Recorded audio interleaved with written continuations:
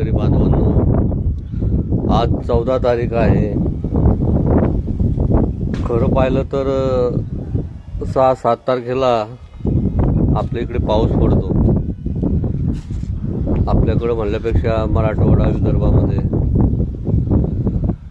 गेल्या वर्षी लवकर पावसाला सुरुवात झाली होती. मान्सून पूर्व पाऊस मेपासूनच चालू झाला होता. यावर्षी 7 तारीख उलटून गेली. आजची 14 तारीख आहे. आज थोडंसं वातावरण बदललेलं दिसतंय,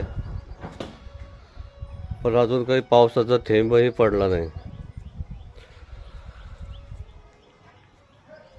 पावसाचा पर्यावरण तज्ज्ञ पर्जन्य तज्ज्ञ म्हणतात की यावर्षी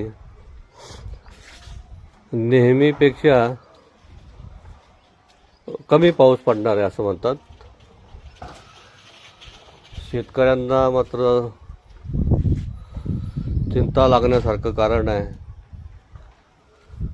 कदाचित पाऊस कमी झाल्यामुळं दुष्काळ सदृश परिस्थिती निर्माण होऊ शकते. सध्या जागतिक वातावरण पण काही बरोबर नाही. एकंदरीत पाहिलं तर थोडंसं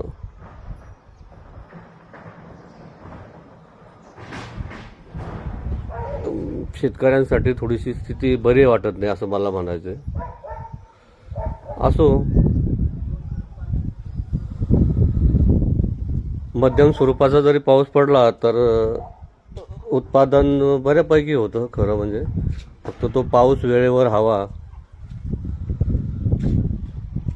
थोड्या प्रमाणात जरी पाऊस पडला पण तो जर वेळेवर पडला तर निश्चितच शेतकऱ्यांचं काही नुकसान होत नाही.